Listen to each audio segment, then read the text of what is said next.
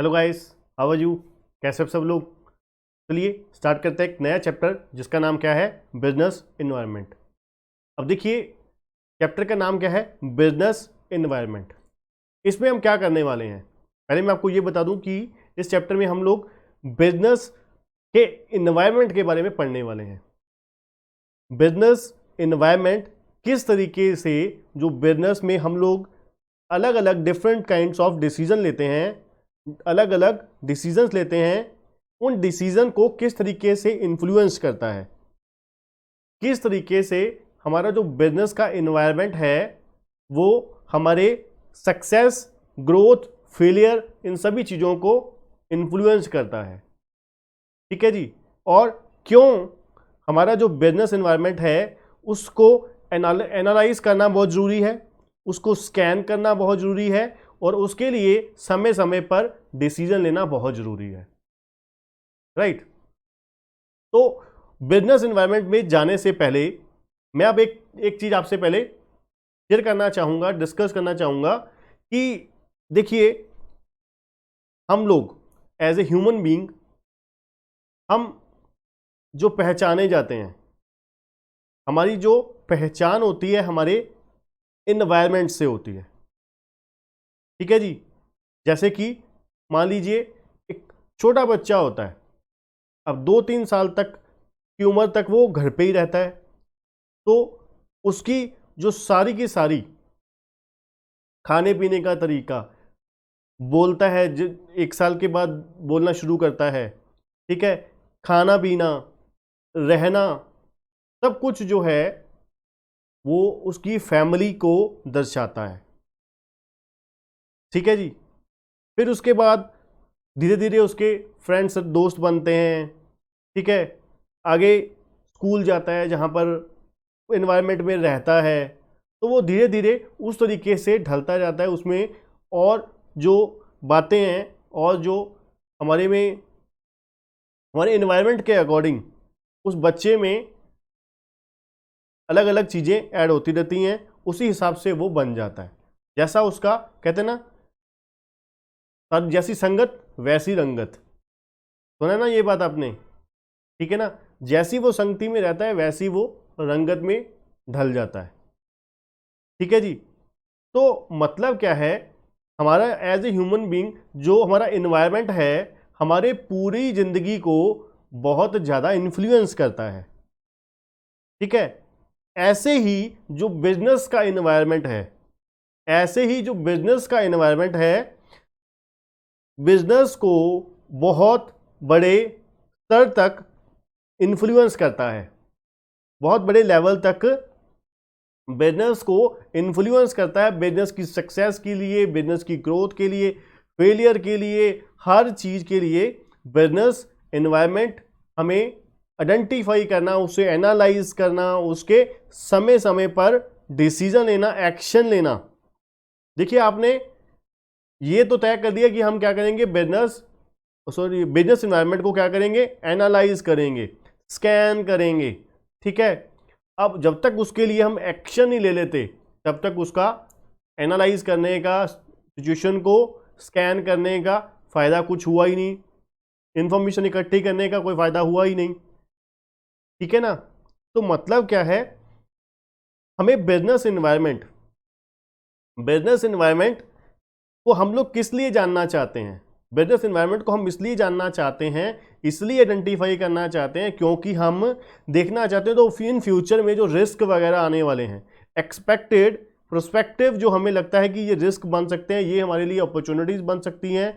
ठीक है। ये चीज़ें हमारी बिजनेस को आगे जाके अच्छा बना सकती हैं, ये चीज़ें हमारे बिजनेस को रिस्क डाल सकती हैं। ठीक है। उन चीज़ों को हम लोग क्या करेंगे, इवेल्युएट करेंगे, एनालाइज करेंगे। ठीक है ना। तो इस चैप्टर में इसके रिलेटेड हम बिजनेस एनवायरनमेंट के रिलेटेड ही सभी चीज़ें पढ़ने वाले हैं, समझने वाले हैं कि किस तरीके से हमारा जो बिजनेस एनवायरनमेंट है कैसे एक बिजनेस ऑर्गेनाइजेशन को, बिजनेस एंटिटी को किस लेवल तक, किस स्तर तक इन्फ्लुएंस करता है। ठीक है जी। तो चलिए स्टार्ट करते हैं बिजनेस एनवायरनमेंट। ठीक है जी। सबसे पहले इंट्रोडक्शन।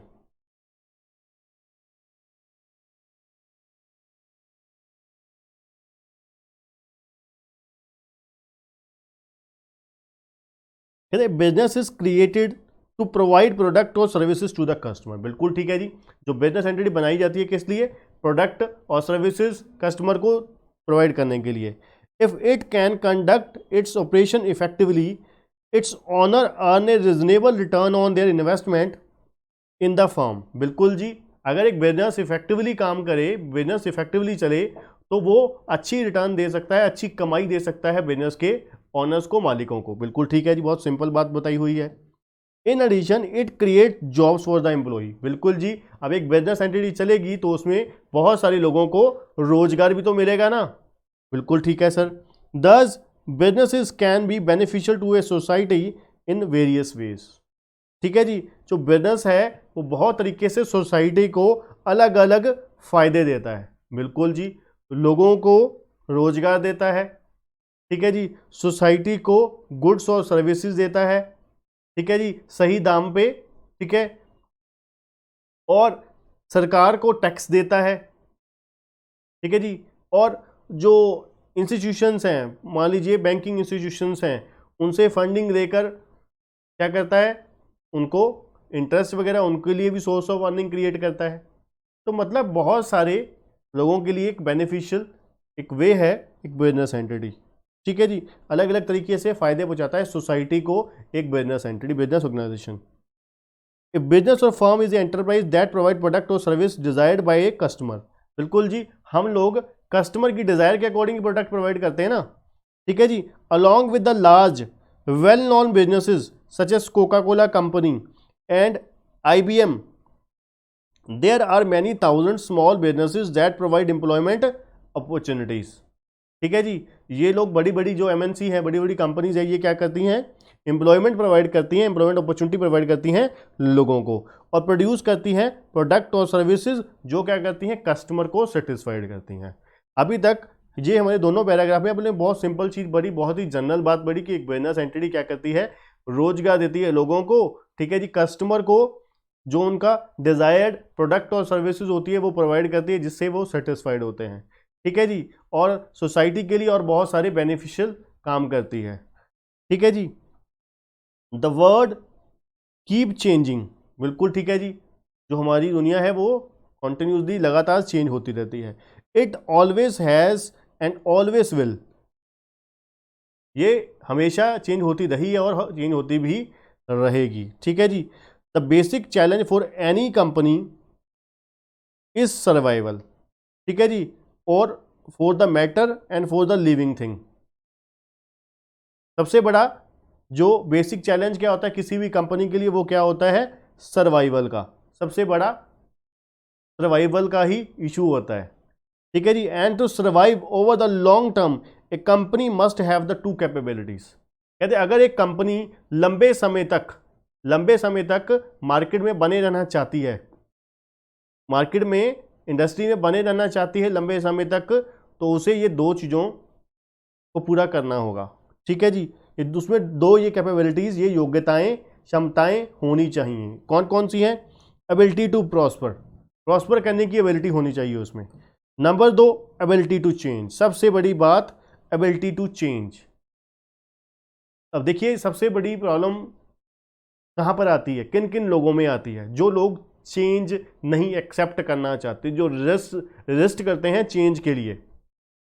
ठीक है ना, हम बहुत सारे लोगों की यही आदत होती है, हैबिट होती है कि हम लोग कहते नहीं यार मैं नहीं कर सकता, ये मैं नहीं करता, ये मैं खाता नहीं, ये मैं करता नहीं, ठीक है ना, ये मुझे पसंद नहीं है। मतलब क्या है? हम लोग अपनी कंडीशंस के ऊपर ही काम करते हैं, हमें क्या है, ठीक है, हम चेंज नहीं होना चाहते। ठीक है ना, अब पब्लिक सेक्टर का इतना बुरा हालात धीरे धीरे करते करते क्यों हो गया? उन्होंने चेंज को एक्सेप्ट ही नहीं किया। वो लोग क्या है, पुराने तरीके से जो फिजिकल वे में काम चलता है वैसे ही करना चाहते हैं, वो समय के अनुसार चेंज नहीं होना चाहते, बदलना नहीं चाहते, जिसकी वजह से क्या हुआ है, बुरा हाल पब्लिक सेक्टर एंटरप्राइजेस का क्या हुआ है, पूरे तरीके से वो लॉसेज में है। कोई भी सेक्टर उठा के देख लीजिए। ठीक है जी, तो कहते दो कैपेबिलिटीज होनी चाहिए, एबिलिटी टू प्रॉस्पर और चेंज करने की एबिलिटी होनी चाहिए।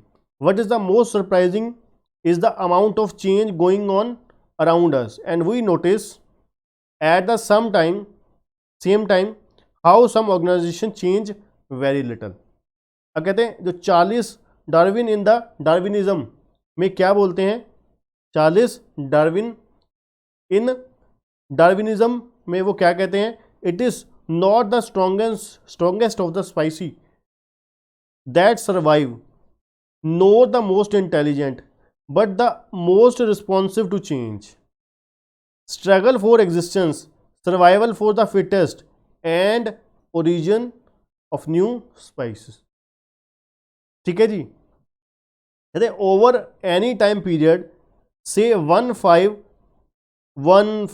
10 years in any geographic region, thousand upon thousands of new organizations are set up, and within the same time frame many thousand are dissolved, mostly small ones, but sometimes very large one too. An analysis says approximately 5 lakh new firms are born. 5 lakh new firms are born every year across the globe, or 1,30,000 per day. ठीक है जी. And similar number of firms are closed as births, and death rate are about equal. ठीक है जी. जितनी firm नई open होती हैं almost उतनी ही बंद होती हैं. ठीक है जी. से 1,30,000 probably terminate trading each day world wide. ठीक है जी. ये मतलब आपको पता है, कोई इंपॉर्टेंट चीज़ नहीं बताई यहाँ पर. हम क्या है सिर्फ एक डेटा सा ही रीड कर रहे हैं. ठीक है, इसलिए मैंने ज़्यादा आपको डीप में जाने की कोशिश नहीं की. ठीक है जी. तो मैं इसको छोड़ते हुए आऊँगा बच्चों अब अपने मेन, ठीक है जी, मीनिंग ऑफ बिजनेस एनवायरनमेंट पे काम की बात करते हैं. ठीक है जी. इंट्रोडक्शन में हुआ. अब आते हैं सबसे इंपॉर्टेंट बात, meaning of business environment. Business environment क्या होता है? Business environment represent all external forces. कहते हैं बिजनेस एनवायरनमेंट क्या है? एक्सटर्नल फोर्सेस, फैक्टर्स और कंडीशंस. सभी एक्सटर्नल फोर्सेस, फैक्टर्स और कंडीशन जो क्या करती हैं, exert some degree of impact on the business decisions, strategies and action taken by the firm. क्या कहते हैं? बिजनेस एनवायरनमेंट क्या है? एक्सटर्नल फोर्सेस है, फैक्टर्स है और कंडीशंस हैं जो क्या करती है, कुछ इम्पैक्ट डालती हैं हमारे डिसीजन पर, हमारी कंपनी की बिजनेस एंटिटी की स्ट्रेटजी पर, हम जो एक्शन लेते हैं उसके ऊपर. ठीक है जी. बिजनेस एनवायरनमेंट क्या है? फैक्टर्स हैं, एक्सटर्नल फैक्टर्स हैं, एक्सटर्नल फोर्सेस हैं, फैक्टर्स हैं और क्या है, कंडीशंस हैं. कंडीशंस हैं जो क्या करती हैं, हमारी स्ट्रेटजी के ऊपर, कंपनी की पॉलिसी के ऊपर, कंपनी के डिसीजन के ऊपर, एक्शंस के ऊपर क्या डालती हैं, इन्फ्लुएंस करती हैं. ठीक है जी. जिनकी वजह से मतलब हमारी क्या है, कंपनी की जो स्ट्रेटजी है वो चेंज हो जाती है. इन्वायरमेंट चेंज होता है, कंपनी अपनी पॉलिसी बदल लेती है. ठीक है ना. जैसे मान लीजिए कोई कोल्ड ड्रिंक कंपनी है, तो वो उनकी जो विंटर सीजन के लिए स्ट्रेटजी चेंज हो जाती होगी. गवर्नमेंट ने कोई डिसीजन ले लिया, गवर्नमेंट ने कोई टैक्स के रिलेटेड मान लीजिए कोई डिसीजन लिया, जिससे क्या हुआ, इसके उनके प्रोडक्ट के प्राइसेस जो है वो इन्फ्लुएंस हो गए. उसकी वजह से अब वो क्या करेंगे, अपनी पॉलिसी में, स्ट्रेटजी में चेंज लेकर आएंगे. क्यों? क्योंकि क्या है, गवर्नमेंट ने जो डिसीजन लिए हैं वो क्या है, कंपनी के प्रोडक्ट के डिसीजन को इन्फ्लुएंस कर रहे हैं. ठीक है जी. जिस स्टेट में, जिस रीजन में कंपनी एसोसिएटेड है, वहाँ पर कोई चेंज आया है, स्ट्रक्चरल चेंजेस आई हैं. अब कंपनी क्या करेगी, अपनी पॉलिसी बदलेगी. ठीक है ना. अपने एक्शंस चेंज करेगी. ठीक है ना. तो कुल मिला के बिजनेस एनवायरनमेंट क्या है, एक्सटर्नल फोर्सेस हैं, फैक्टर्स हैं, एक्सटर्नल फोर्सेस हैं, फैक्टर्स हैं और कंडीशंस हैं जो क्या है, कंपनी की पॉलिसी को, कंपनी की स्ट्रेटजी को, कंपनी के एक्शंस, कंपनी के डिसीजन मेकिंग को क्या करती हैं, इन्फ्लुएंस करती है. ठीक है जी. The success of a business is generally dependent on the business environment. बिल्कुल जी. चाहे वो सक्सेस है चाहे वो फेलियर है, वो टोटली डिपेंड करती है इन्वायरमेंट, बिजनेस एनवायरनमेंट के ऊपर. Successful business has to identify. सबसे इंपॉर्टेंट बात है, ध्यान से इसको अंडरलाइन कीजिएगा। कहते एक सक्सेसफुल जो बिजनेस है उसे क्या करना होता है, आइडेंटिफाई करना होता है, अप्रेज करना होता है और रिस्पॉन्ड करना होता है to the various opportunities and threats in its environment. क्या है जी?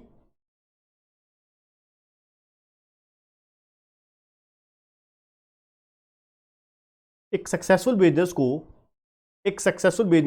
को नंबर 1 क्या करना होता है, आइडेंटिफाई करना होता है। नंबर 2 अप्रेज करना होता है। नंबर 3 रिस्पॉन्ड करना होता है वेरियस अपॉर्चुनिटीज और थ्रेट्स टू इट्स एनवायरनमेंट। अब मैं आपको बड़े ही आसान शब्दों में समझाता हूँ कि देखिए, अब हम एक बिजनेस एंटिटी, मान लीजिए हम हैं, ठीक है जी। अब धीरे पहले हम क्या करते थे, online face to face classes देते थे, ठीक है, just like other coaching institutes, ठीक है। कुछ साल पहले सिर्फ और सिर्फ फेस टू फेस क्लासेस देते थे, ठीक है। फिर हमने देखा कि जो इंटरेस्ट है बच्चों का, जो रुझान है वो ऑनलाइन क्लासेस की तरफ धीरे धीरे, जब से जियो का अपना नेटवर्क, जियो की कंपनी आई, ठीक है, टेलीकॉम सेक्टर में, तब से जो डिजिटलाइजेशन का जो जमाना है बहुत तेजी से चेंज हुआ। इंडिया में जो लोग इंटरनेट बहुत तेजी से यूज करने लगे, ठीक है जी, जिसकी वजह से क्या हुआ, जो कोचिंग से इंडस्ट्री में भी एक बहुत बड़ा बदलाव आया, ठीक है जी। तो हमने सबसे पहले क्या किया, आइडेंटिफाई किया कि क्या वाकई जियो के आने से कुछ हमारी कोचिंग इंडस्ट्री में भी प्रभाव पाएगा, कोई फर्क आएगा। दूसरा, फिर अप्रेज किया कि हाँ किस लेवल तक आएगा, उसको माना, एक्सेप्ट किया कि हाँ ये एक्चुअल में वाकई इस लेवल तक आ सकता है। तो उसको हमने क्या किया, रिस्पॉन्ड किया कि हमने क्या किया, धीरे धीरे साथ साथ ऑनलाइन क्लासेस भी स्टार्ट कर दी, ठीक है जी। जैसे कि आपको पता है, हम लोग पिछले 3 सालों से ऑनलाइन क्लासेस, 3 से 4 सालों से ऑनलाइन क्लासेस भी फेस टू फेस के साथ आपको फुल प्रोवाइड करते हैं, ठीक है जी, ऑल ओवर इंडिया, ठीक है जी। और क्या किया, एनवायरनमेंट, अब जो हमारे एनवायरनमेंट के अपॉर्चुनिटीज और थ्रेट्स थे उसको हमने क्या किया, जवाब दिया, हमने उसको अडेप्ट किया, ठीक है जी। तो मतलब क्या है, कुल मिला के आपको समरी करके बताता हूं, समराइज करके, कि सक्सेसफुल बिजनेस, अगर एक आप सक्सेसफुल बिजनेसमैन बनना चाहते हो तो आपको क्या करना होगा, नंबर 1 आइडेंटिफाई करना होगा, नंबर 2 अप्रेज करना होगा, नंबर 3 रिस्पॉन्स करना होगा। आइडेंटिफाई करना होगा, अप्रेज करना होगा, रिस्पॉन्ड करना होगा, इसको वेरियस अपॉर्चुनिटीज एंड थ्रेट्स। जो बिजनेस की अपॉर्चुनिटीज आएंगी तो अपॉर्चुनिटीज फटाफट ग्रैब कीजिए, थ्रेट्स आएंगे उसको क्या है, रिस्क को मिनिमम करके अपने लॉसेस को मिनिमम करने की कोशिश करिए, ठीक है ना। रिस्पॉन्ड करिए और लॉस को मिनिमम करने की कोशिश करिए, ठीक है जी। To be successful the business has to not only recognise different elements of its own environment, but also respect or adapt and manage and influence them। बहुत अच्छी बात लिखी हुई है, ध्यान से देखिए।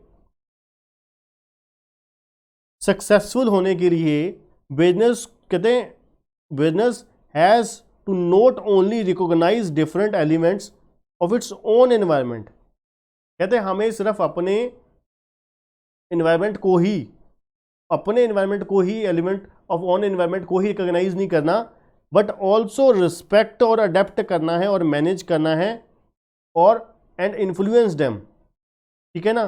बट ऑल्सो रिस्पेक्ट करनी है, खाली हमें क्या करना है, इन्वायरमेंट को सिर्फ रिकॉग्नाइज नहीं करना। अगर आप सिर्फ ये देख के बैठ जाओ, ये सोच के बैठ जाओ कि हाँ मेरे एग्जाम में यार ये मेरी कमियां हैं। अब कई बच्चे क्या होते हैं, ये चीज़ को रोते रहेंगे कि मेरी हैंडराइटिंग अच्छी नहीं है, मेरी इंग्लिश अच्छी नहीं है, मेरी थ्योरी अच्छी नहीं है।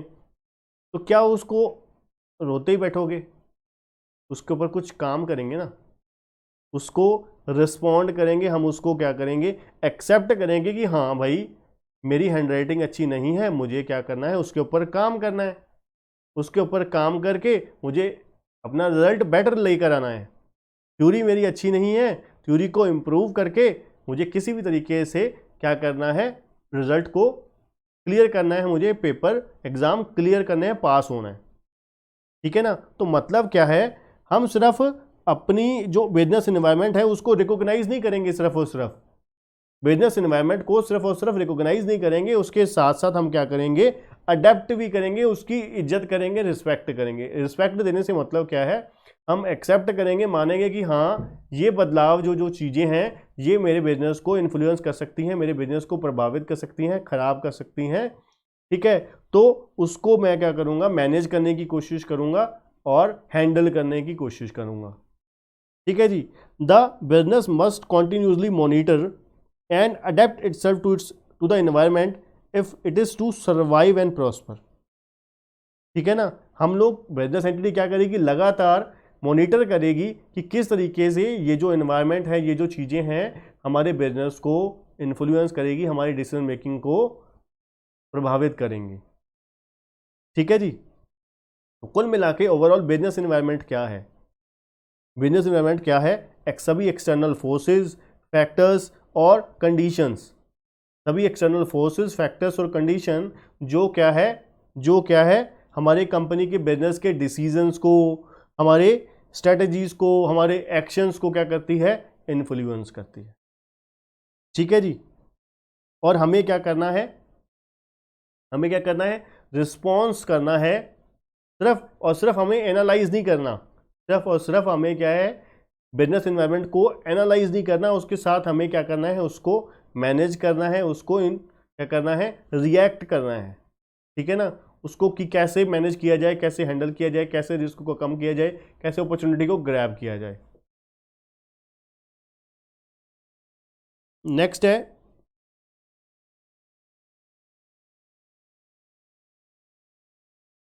According to Glueck and Jauch, the environment includes factors outside the firm which can lead to the opportunities for or threats to the firm। कहते जो environment है उसमें क्या क्या है, फैक्टर्स जो आउटसाइड द फर्म है, which can lead to the opportunities for और threats to the firm, जो क्या है फर्म के लिए अपॉर्चुनिटीज क्रिएट कर सकते हैं या फिर थ्रेट्स क्रिएट कर सकते हैं।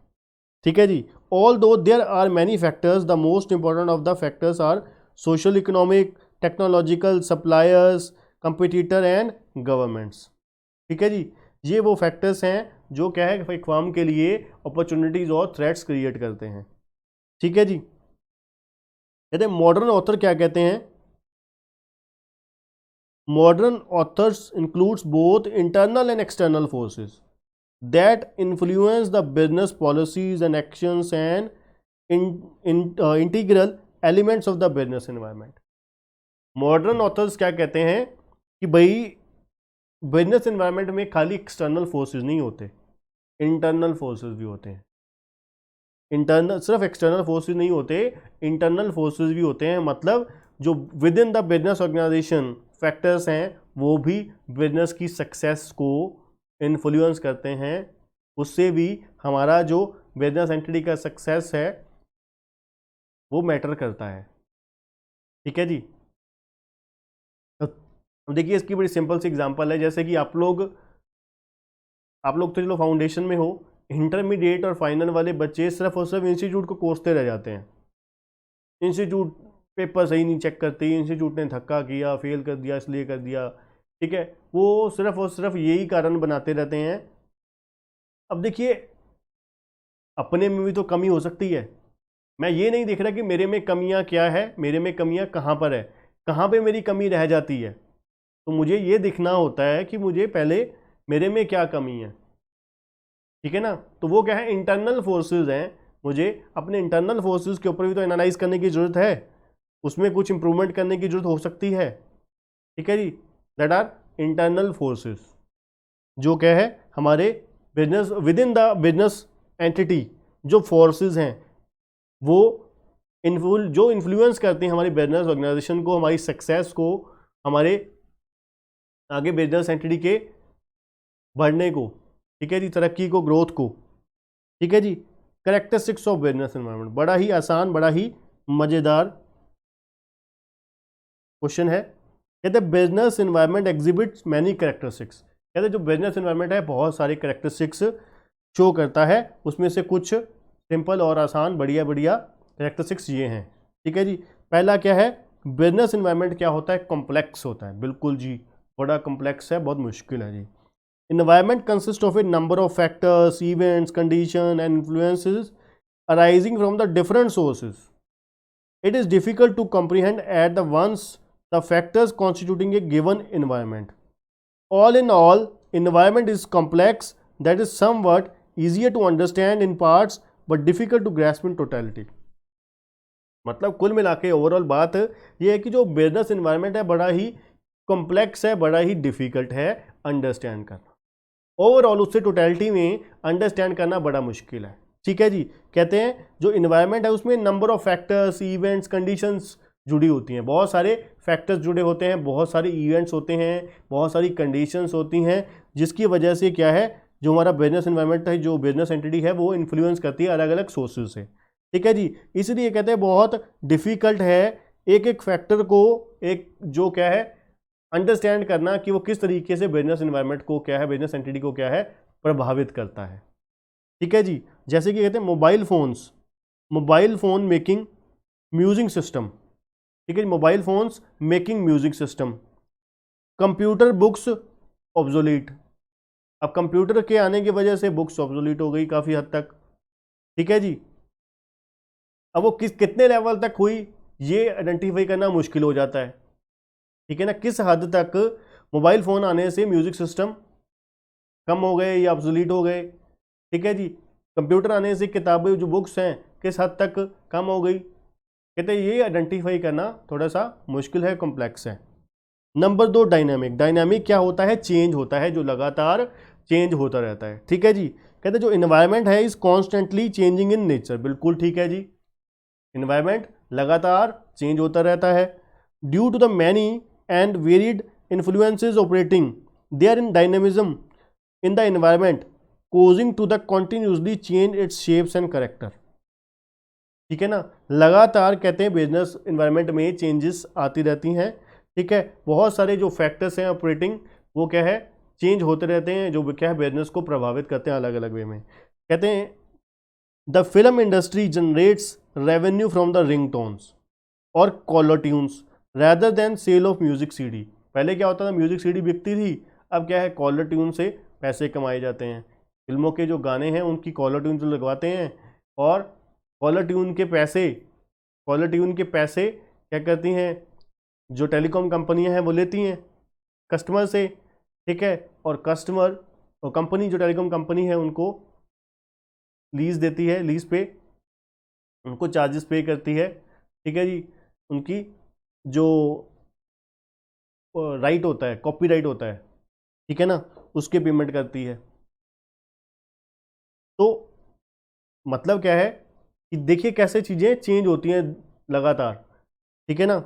मल्टीफिकेटेड कहते हैं what shape and character and environment assume depend upon the perception of the observer. कहते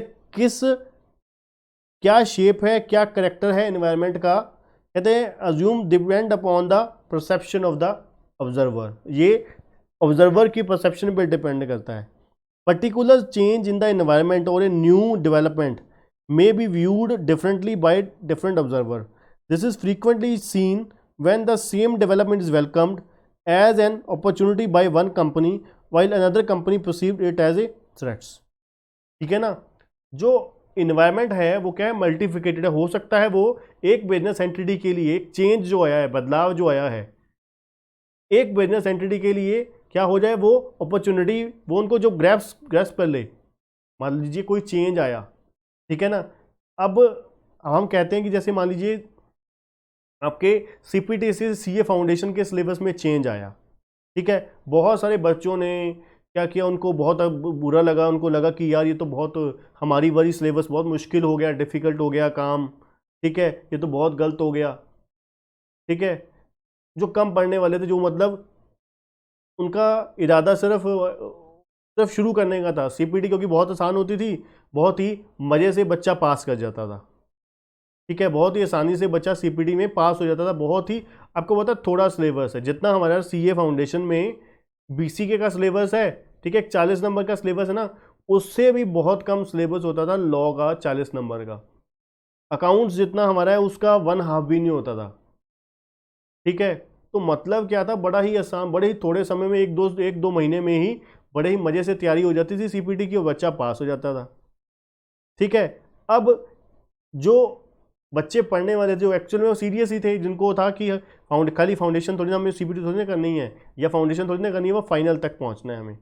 अब इसमें जो फालतू बच्चे करने वाले थे, जो मतलब इंटरमीडिएट में, मतलब सीपीटी की वजह से इंटरमीडिएट में पहुंच जाते थे, बस वो कुछ गर्लफ्रेंड्स की वजह से, कुछ पेरेंट्स का धक्का करने पर, ठीक है, शुरू कर लेते थे सीए, पर एक्चुअल में वो फाइनल तक पहुंच नहीं पाते थे। अगर गलती से फाइनल में भी पहुंच जाते थे, 5-6 अटैम्प्टों में पास फूस होके, ठीक है, तो वो फाइनल में छोड़ जाते थे। अब जिसकी वजह से क्या हुआ, फाउंडेशन में बच्चा कम हो गया, काफ़ी कम हो गया। ठीक है, फाउंडेशन में बच्चा काफ़ी कम हो गया, और जिससे क्या हुआ, जो सही बच्चे हैं वही हमारी फील्ड में आ रहे हैं। ठीक है ना, जो एक्चुअल में सीरियस बच्चा है, सिर्फ और सिर्फ वही आ रहा है। ठीक है, जिस वजह से रिजल्ट भी बिल्कुल सही आ रहा है, बहुत जेन्युइन आ रहा है, पेपर भी डिफिकल्ट हो गया। ठीक है, सिलेबस भी बहुत बढ़ गया, जिससे जेन्युइन बच्चा आ रहा है। मतलब जिन्होंने पढ़ने वाले थे उन्होंने अपॉर्चुनिटी के तौर पे लिया, और जो नहीं पढ़ने वाले थे उन्होंने थ्रेट के तौर पे लिया। ठीक है ना, मतलब अलग अलग पहलू हैं उसी चीज़ के, वही चेंज की। फार रीचिंग इम्पैक्ट कहते हैं, जैसे कि कहते हैं अपना, सॉरी, मल्टीप्लिकेटेड में कहते हैं पहले एलसीडी और प्लाज्मा टीवी हुआ करते थे, उसकी जगह वो बंद होकर क्या आ गए, एलईडी आ गई उसकी जगह पे। फिर एलईडी की जगह पे अब क्या आ गया, 3D टीवी आ गए। ठीक है ना, तो क्योंकि उन्होंने, कंपनी ने एक्सेप्ट किया कि चेंज लाते गए। ठीक है, लोगों का, क्योंकि कोई भी चीज़ होती है लंबे समय तक इंटरेस्ट नहीं सेम चीज़ में बना रहता मार्केट में, जब तक नई नई, जैसे अपने मोबाइल कंपनीज को देखा, वो उन्होंने, पता है कि हमारी जो जनरेशन है आज की, इंडिया में यूथ बहुत ज़्यादा है। ठीक है, और वो यूथ जो है ना, वो चेंज, नई चीज़ बहुत अच्छे से पसंद करता है। तो वो क्या है, हर 3 महीने बाद, हर 2 महीने बाद नया मॉडल लॉन्च कर देते हैं। MI Note 5, Note 6, Note 7, 9, 10 निकाली जा रहे हैं, निकाली जा रहे हैं, क्योंकि पता है लोगों का, 3 महीने बाद, 6 महीने बाद, लड़कों का खास करके बॉयज़ का टेस्ट चेंज हो जाता है जी। ठीक है जी, उनको लगता है कि ये नए फीचर, दो दो फीचर, सैमसंग का तो ये होता था, एक फीचर नया लेकर आए, एक्स्ट्रा डाला, मॉडल नया निकाल दिया, 2 फीचर एक्स्ट्रा निकाले, नया मॉडल निकाल दिया जी। ठीक है, तो लोग खरीदते रहते थे उसको, पुराना बेच दिया, नया खरीद लिया। ठीक है जी, तो होता है far reaching impact. Far reaching impact क्या है, कहते the environment has far reaching impact on the organisations, the growth and profitability of an organisation depends critically on the environment in which its exist. बिल्कुल ठीक है जी, कहते हैं जो इन्वायरमेंट है उसका फार रीचिंग इम्पैक्ट होता है ऑर्गेनाइजेशन के ऊपर। कहते हैं और ग्रोथ और मैं आपको ऑलरेडी बता चुका हूँ कि जो बिजनेस एंटिटी है उसकी ग्रोथ और प्रॉफिटेबिलिटी दोनों किसके ऊपर डिपेंड करती है, कि क्रिटिकली, कि जो इन्वायरमेंट है, organisation depends critically on the environment in which they exist. ठीक है ना, किस तरीके से वो एग्जिस्ट करते हैं, अपने जिस इन्वायरमेंट में एग्जिस्ट करते हैं, वो उस इन्वायरमेंट को किस तरीके से एक्सेप्ट करते हैं। Any environmental changes has an impact on the organisation in the different ways. ठीक है ना, बहुत अलग अलग तरीके से जो हमारा बिजनेस इन्वायरमेंट है, बिजनेस एंटिटी को इन्फ्लुएंस करता है। ठीक है जी, जैसे कि कहते हैं एग्जांपल क्या है, an organisation like Aditya Birla group has moved from textile to cement. उन्होंने क्या किया, टेक्सटाइल्स इंडस्ट्री से मूव कर दिया सीमेंट इंडस्ट्री, और cement to retail and to financial services as well as telecom due to the changes circumstances. ठीक है ना, उन्होंने अब तो, ठीक है, आदित्य बिरला ग्रुप ने ऐसे ऐसे उन्होंने चेंज किया समय की समय को देखते हुए, समय को पढ़ते हुए। ठीक है जी, ये हमारे कुछ कैरेक्टरिस्टिक्स थे बिजनेस इन्वायरमेंट के। क्या है, कॉम्प्लेक्स है, ठीक है, डायनामिक है, मल्टीफिकेटेड है, फार रीचिंग इम्पैक्ट है इसका हमारे बिजनेस ऑर्गेनाइजेशन पे। ठीक है जी, चलिए अब आते हैं एक और इंटरेस्टिंग क्वेश्चन के ऊपर। इंपॉर्टेंस क्या है हमारे बिजनेस इन्वायरमेंट की?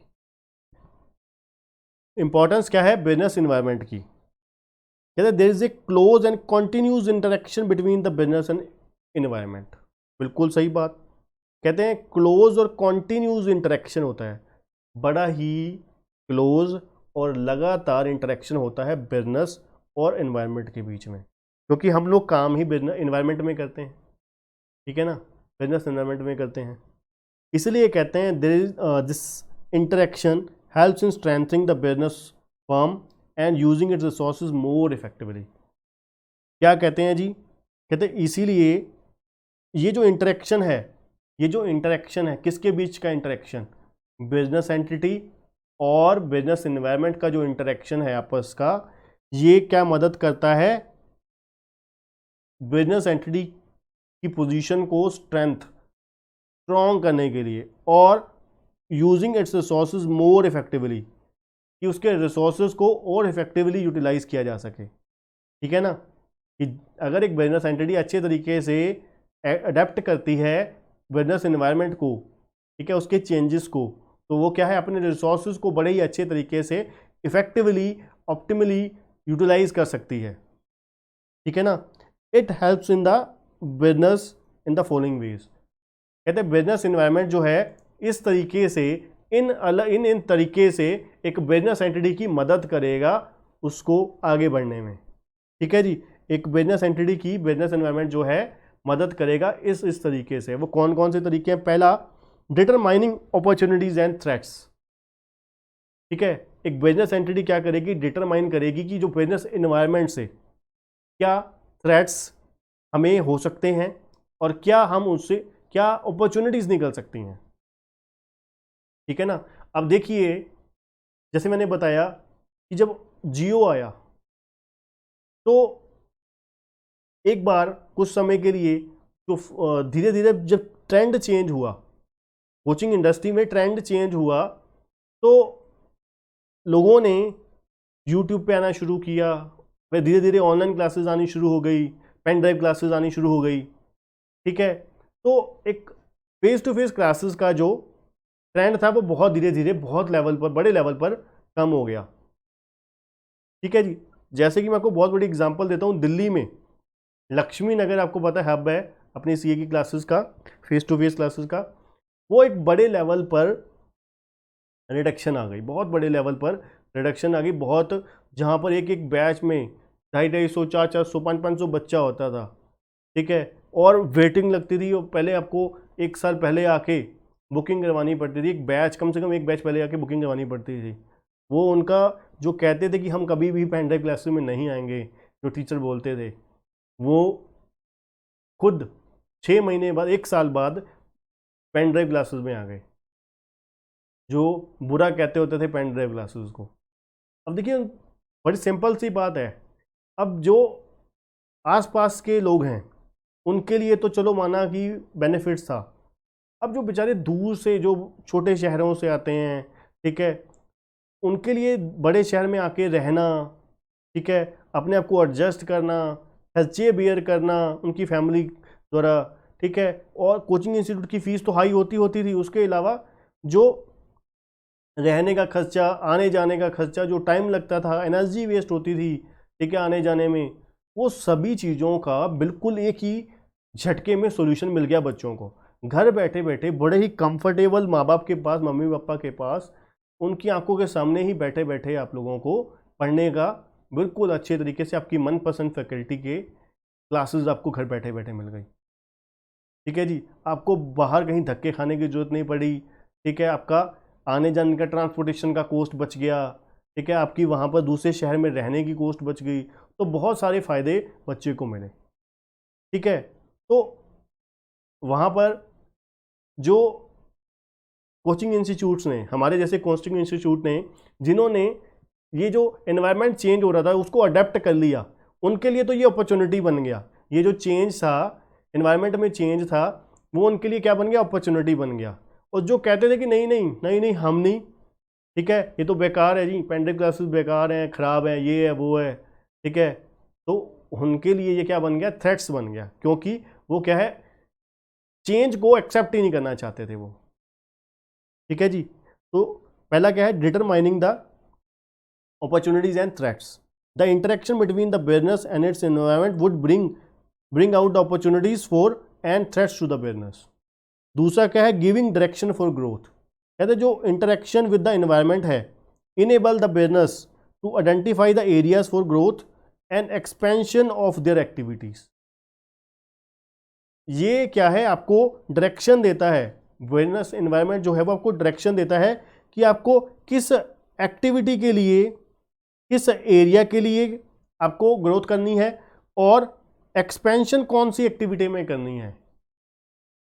ठीक है ना, आपने ऑनलाइन एरिया में ग्रोथ करनी है, ठीक है, आपको कौन सी क्लासेस में, कौन से बिजनेस में, कौन से, ठीक है, एक्टिविटी के लिए आपको क्या करना है, एक्सपेंशन करना है, ग्रोथ कहाँ पे करना है।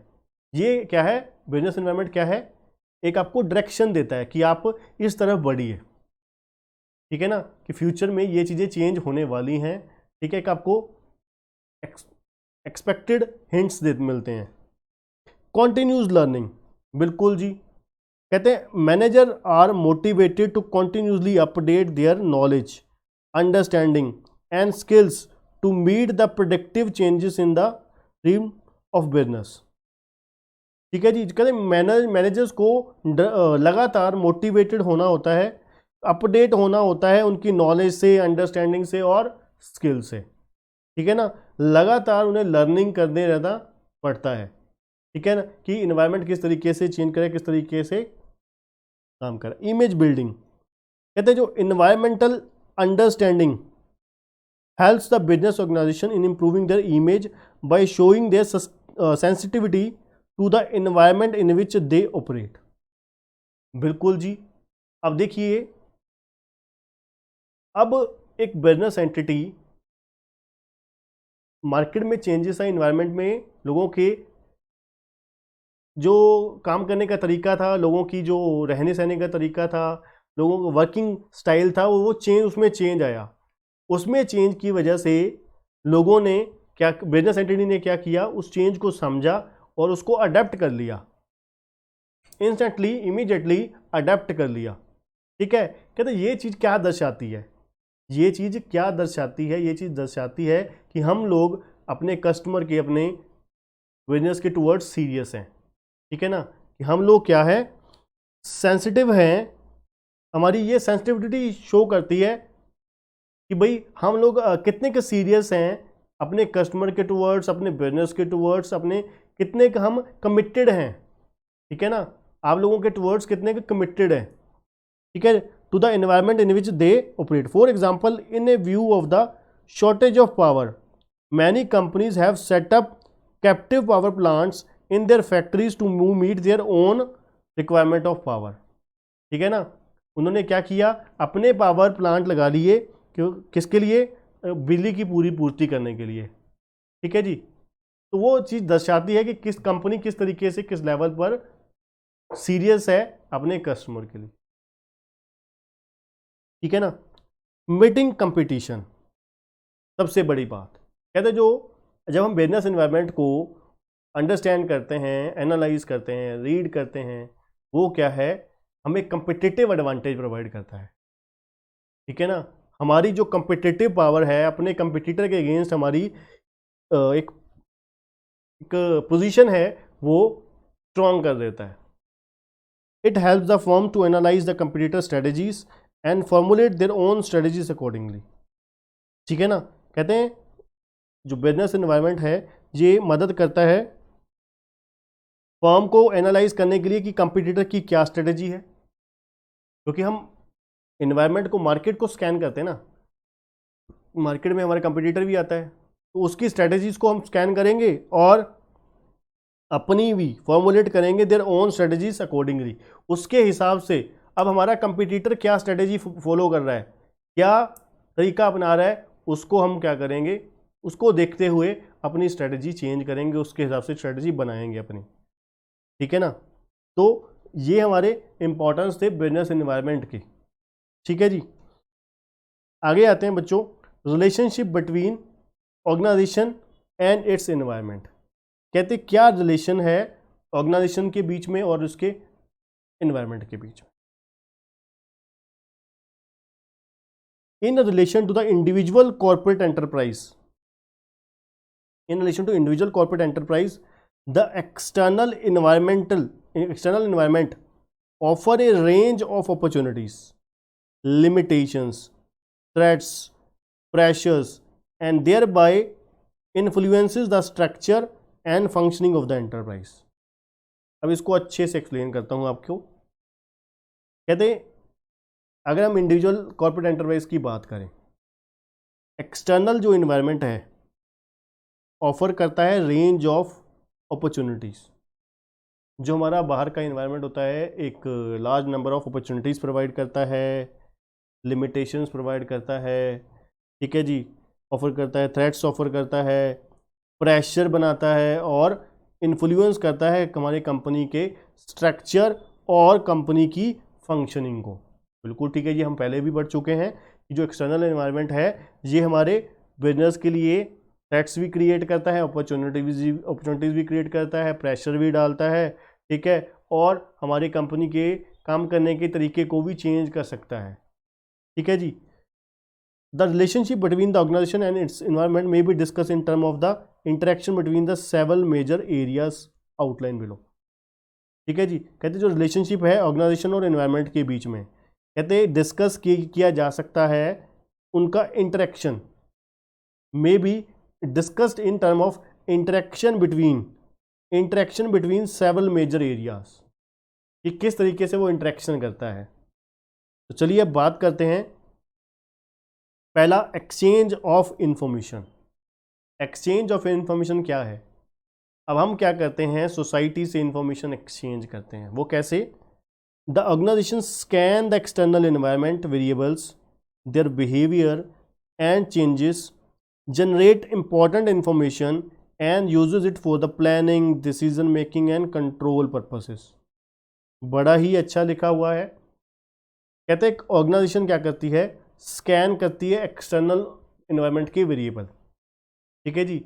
एक्सटर्नल एनवायरनमेंट के जो वेरिएबल्स हैं उसको क्या करती है, स्कैन करती है, जांच करती है उसकी, उसका बिहेवियर और चेंजेस देखती है कि किस तरीके से एक्सटर्नल एनवायरनमेंट बिहेवियर कर रहा है, ठीक है, और किस तरीके से वो रिएक्ट कर रहा है, मतलब चेंज हो रहा है। जनरेट इंपॉर्टेंट इंफॉर्मेशन, उससे क्या है, हम डिराइव करते हैं इंपॉर्टेंट इंफॉर्मेशन और उसे यूज़ करते हैं कंपनी की प्लानिंग करने के लिए, पॉलिसी बनाने के लिए, स्ट्रेटेजी बनाने के लिए और डिसीजन मेकिंग के लिए और कंट्रोल पर्पसेस के लिए, ठीक है जी। सिंपल है बिल्कुल। Much of the organisational structure and functioning is attuned to the external environment information. Information generation is one way to get over the problems of uncertainty and complexity of the external environment. कहते हैं external environment, sorry, information generation हम क्यों करते हैं? Information generation हम किस लिए करते हैं? To get over the problem of uncertainty, कि हम किस तरीके से जो प्रॉब्लम की अनसर्टेनिटी है और कम्प्लेक्सिटी है एक्सटर्नल एनवायरनमेंट की, अनसर्टेनिटी है और कम्प्लेक्सिटी है एनवायरनमेंट की, उससे कैसे हम निजात पा सकें, कैसे हम क्या कर सकें, उसकी मुश्किलों से हल पा सकें, ठीक है जी। Information is to be gathered on economic activity and market conditions, technological development, social and demographic factors, political government policy and postures, the activity of the other organisations and so on, ठीक है जी। Both current and projective information is important for the organisation, ठीक है जी। Apart from gathering information, organisation itself transmit information to the several external agency, either voluntarily, inadvertently और legally. Other organisation and individual may be interested in the organisation and its functioning and hence approach the organisation for the information. अब मैं आपको आराम से प्यार से exchange of information के बारे में बताता हूँ कि किस तरीके से रिलेशन है बिजनेस एंटिटी का और उसके एनवायरनमेंट का। सबसे पहले एक्सचेंज हम क्या पढ़ रहे हैं बच्चों? Exchange of information. कहते हैं हम क्या करते हैं, एनवायरनमेंट को स्कैन करते हैं। एनवायरनमेंट को सबसे पहले हमने क्या पढ़ा, स्कैन करते हैं हम लोग, फिर देखते हैं कि इसका बिहेवियर क्या है, किस तरीके से वो चेंज होता है एनवायरनमेंट, यही पढ़ा ना, एनवायरनमेंट किस तरीके से चेंज होता है, ठीक है, और किस तरीके से एक बिजनेस एंटिटी उस इंफॉर्मेशन को, जो इन्फॉर्मेशन हमने अपना एनवायरनमेंट की स्कैनिंग करके हमें डिराइव करी है, एक्सट्रैक्ट करी है, हमने निकाली है, इकट्ठा की है, बिजनेस एनवायरनमेंट को हमने क्या किया, स्कैन किया, ठीक है, बिजनेस एनवायरनमेंट को हमने स्कैन किया, फिर हमने क्या किया, देखा कि किस तरीके से बिजनेस एनवायरनमेंट रिएक्ट करता है, चेंज होता है, ठीक है, फिर हमने क्या किया, उसको प्लानिंग के लिए, कंपनी की पॉलिसी बनाने के लिए, डिसीजन मेकिंग के लिए, कंट्रोल पर्पसेस के लिए उसे इस्तेमाल किया, ठीक है जी। और कहते हैं जो इंफॉर्मेशन है, इंफॉर्मेशन हमने जनरेट करी इस तरीके से कि किस तरीके से प्रॉब्लम की अनसर्टेनिटी को और कंप्लेक्सिटी को क्या किया जाए, गेट ओवर किया जाए, ठीक है ना, कंप्लेक्सिटी को और प्रॉब्लम्स को दूर किया जाए, ठीक है जी। कहते हैं information is to be gathered on economic activity and market condition. हमें जो इंफॉर्मेशन इकट्ठी करनी है किसके ऊपर करनी है, मार्केट के ऊपर, ठीक है जी, मार्केट कंडीशन के ऊपर, इकोनॉमिक एक्टिविटी के ऊपर, टेक्नोलॉजिकल डेवलपमेंट किस तरीके से हो रही है, सोशल और डेमोग्राफिक फैक्टर्स के ऊपर, पॉलिटिकल मतलब एक्सटर्नल फैक्टर के ऊपर कुल मिला के, ठीक है ना, और करंट हमारा प्रोजेक्ट उसके रिलेटेड और फ्यूचर प्रोजेक्टेड इंफॉर्मेशन जो है उसके रिलेटेड हम इकट्ठा करेंगे, ठीक है ना। रियलिटी बाइट पे आते हैं हम, कहते हैं any data having commercial importance is information. अब कुल मिला के अगर हम बात करें एक्सचेंज ऑफ इंफॉर्मेशन का, रियलिटी बाइट की अगर बात करें कि कहते हैं कोई भी डेटा जिसकी कमर्शियल इंपॉर्टेंस है वो इंफॉर्मेशन है, ठीक है ना, जिसकी कमर्शियल इंपॉर्टेंस है that is called information. For example changes in the environment government law for the new vehicles engine norm is data for a biscuit manufacturer but an information for the automobile manufacturer, ठीक है ना। अब change किसके लिए आया है, government law में change आया है नए व्हीकल के रिगार्डिंग। अब नए व्हीकल के रिगार्डिंग लॉ कानून चेंज हुआ है तो फिर बिस्कुट कंपनी को क्या लेना देना, उसके लिए तो सिर्फ एक जस्ट डेटा है, उसके लिए तो कुछ इंपॉर्टेंस नहीं रखता, पर एक इंपॉर्टेंट इंफॉर्मेशन है ऑटोमोबाइल कंपनी के लिए, ठीक है ना। तो पहला क्या था, एक्सचेंज ऑफ इंफॉर्मेशन। दूसरा एक्सचेंज ऑफ रिसोर्सेस। कहते हैं ऑर्गेनाइजेशन क्या करती है, रिसीव करती है इनपुट्स। अब इनपुट्स में क्या क्या आते हैं, एक बिजनेस एंटिटी क्या करती है, इनपुट्स रिसीव करती है। अब इनपुट्स में कौन कौन सी चीज़ें आती हैं, बहुत सारी, मटेरियल है, फाइनेंस है, लेबर है, इक्विपमेंट्स, मशीनरी वगैरह है, ठीक है, from the external environment through the contractual और अदर अरेंजमेंट में। सिंपल है जी, ठीक है। हम लोग क्या करते हैं, बहुत सारे इनपुट्स रिसोर्सेज लेते हैं सोसाइटी से, एक्सटर्नल फैक्टर्स, एक्सटर्नल रिसोर्सेज लेते हैं, ठीक है जी। The resources are often categorise at 5 M's, ठीक है जी। अब जो एक्सटर्नल रिसोर्सेज होते हैं उसको हमने 5 M में बांटा है। M पहला, M for man, M for material, M for machine, M for money और M फॉर मेथड, ठीक है जी। It sustain itself by employing the above inputs for evolving और producing the output of the product and service, ठीक है जी। ये हम सारे इनपुट्स किस लिए इस्तेमाल करते हैं, प्रोडक्ट की आउटपुट निकालने के लिए। Organisation interacts with the factors market for the purpose of getting its input. कहते हैं ऑर्गेनाइजेशन क्या करता है, इंटरेक्ट करता है फैक्टर्स मार्केट के of getting its inputs. It compete sometime and elaborate sometime with other organisation in the process of ensuring a consistent supply of inputs, ठीक है ना। हम ऑर्गेनाइजेशन जो है इंटरेक्ट करते हैं मार्केट के फैक्टर्स के साथ, किस लिए, कि भाई हमें जो सप्लाई है वो कॉन्टीन्यूस सप्लाई हो, वो एक कंसिस्टेंट सप्लाई प्रोवाइड हो इनपुट्स की। Organisation is depend on the external environment for the disposal of output to the product and service to the wide range of clientele. अब देखिए हम लोग क्या करते हैं, सोसाइटी से इन्फो इनपुट्स लेते हैं और उनको आउटपुट देते हैं, ठीक है ना। कहते हैं organisation is dependent on the external environment. अब हम एक्सटर्नल एनवायरनमेंट के ऊपर डिपेंडेंट हैं, किसके लिए, इनपुट के लिए भी और आउटपुट के लिए भी। आउटपुट भी तो किसको बेचनी है, हमने सोसाइटी को ही बेचनी है ना, देनी है। This is also interaction process, इसी को क्या बोलते हैं, इंटरेक्शन प्रोसेस बोलते हैं। perceiving the needs of the external environment and catering to them, satisfying the expectation and demands of the clientele groups। ठीक है जी, जैसे कि कहते हैं customer, employees, share holder, suppliers, local community, general public and so on, ठीक है ना। तो कहते हैं एक्सचेंज ऑफ रिसोर्सेज में क्या है, हम लोग क्या करते हैं, इनपुट्स लेते हैं सोसाइटी से और आउटपुट भी सोसाइटी को ही देते हैं, ठीक है जी। Exchange of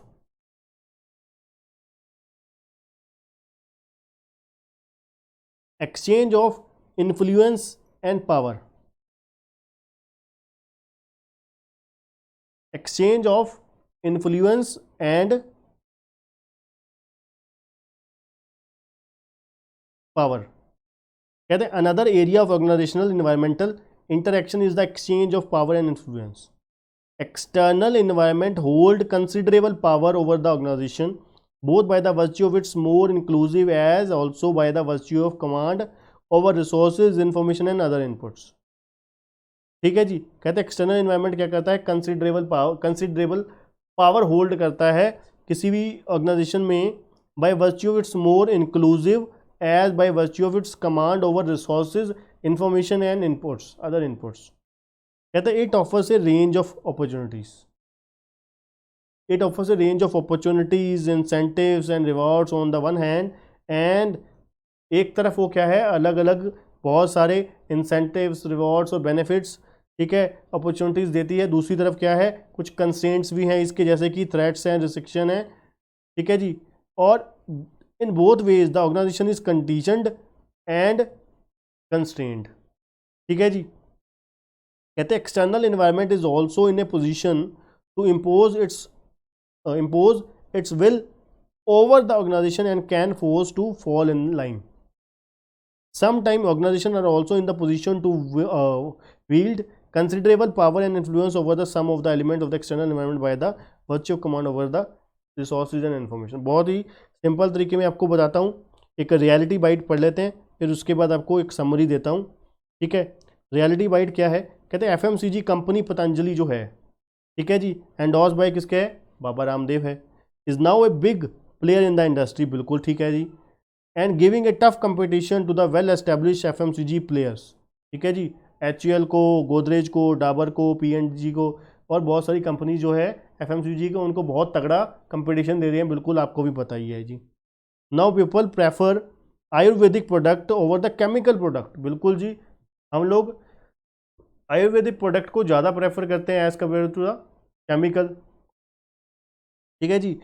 Patanjali success has taken it to a position where it can influence the market surely, ठीक है जी। कहते पतंजलि क्या करती है, गैदर करती है इंफॉर्मेशन मार्केट से।